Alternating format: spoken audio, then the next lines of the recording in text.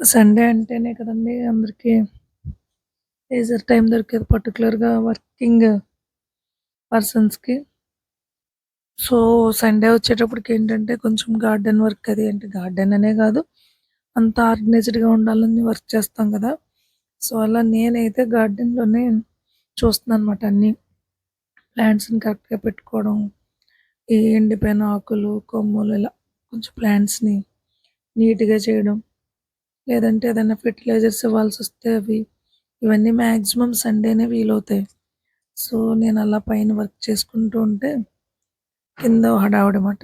ఏంటా అని చూస్తే మాకు కింద ఒక నారింజ చెట్టు ఉందన్నమాట. అది చాలా పెద్దగా అయిపోయింది.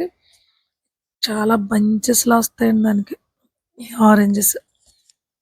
సో, పెద్ద స్టెమ్స్ 2 స్టెమ్స్‌ని కట్ చేసేసాం.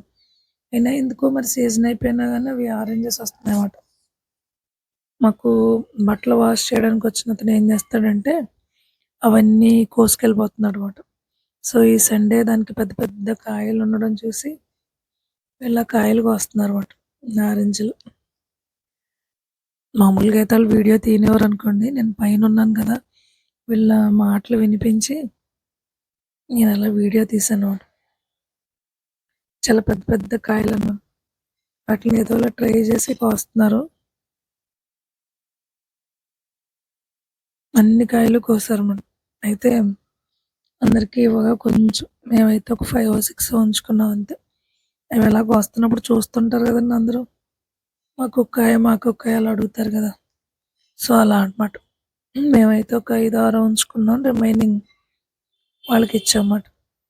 సో, చిన్నప్పుడు వాటిలిని 2 పార్ట్స్ కింద కట్ చేసుకొని, ఆ చెక్కల మీద ఉప్పు, కారం ఏసుకొని తినేవాళ్ళం కదా! ఇప్పుడంత సీన్ లేదులెండి. జస్ట్ ఆటిలిని అలా జ్యూస్ చేసుకొని తాగేయడమే అంతే. సో, అలా జ్యూస్ చేసుకొని అందరం తాగేసామాట. ఏమైనా ఫ్రెష్ ఫ్రూట్సు వాటి నుంచి జ్యూసు అది మన ఇంట్లో అయితే దాన్ని ఎంజాయ్ చేయడం అంత సెపరేట్‌గా ఉంటది గదండీ! సో, అలా మాట. కాయలైతే మాత్రం ఎంత జ్యూసీగా ఉన్నాయంటే, అంటే మంచిగా కరెక్ట్ టైంకి కోసామాట అవి. సో, అందుకని చాలా జ్యూసీగా ఉన్నాయి ఆరెంజెస్. మేమైతే ఏమి వెయ్యం కదండీ మొక్కలకి.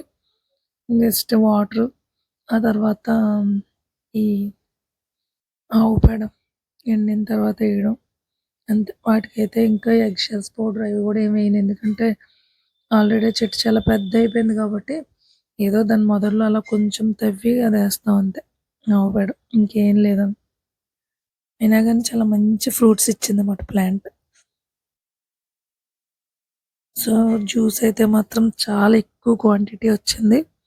సో, చక్కగా తాగేసాం. అయితే గార్డెన్ ఏం చేసామంటే ఈరోజు చాలా ఎక్కువగా ఉన్నాయి గ్రో బ్యాగ్స్ అని చెప్పి ప్లేస్ అరేంజ్‌మెంట్స్ చేసుకున్నామాట. అంటే ఎక్కువ ప్లేస్ ఆక్యుపేషన్ లేకుండా వాటన్నింటిని ఒక్క దాంట్లోనే 2, 3 ప్లాంట్స్ అలా పెట్టుకొని అరేంజ్ చేసుకున్నామాట. ఫైనల్‌గా ఇలా నీట్‌గా అరేంజ్ చేసుకున్నాం గార్డెన్ ఈరోజు. సో, చాలా ఎక్కువగా అయిపోవడం వల్ల ఏంటంటే వాటరింగ్ చేయడానికి దానికి ఇబ్బందయిపోతుందండి. సో, ప్లాంట్స్‌ని మనం బాధ పెట్టకూడదు గదా! మేము ఈవినింగ్ వచ్చేటప్పటికి డార్క్ అయిపోతుంది. అలా అని చీకట్లో నీళ్లు పోయలేం. మార్నింగ్ వాటరింగ్ చేసేటప్పుడు టైం సరిపోవట్లేదు.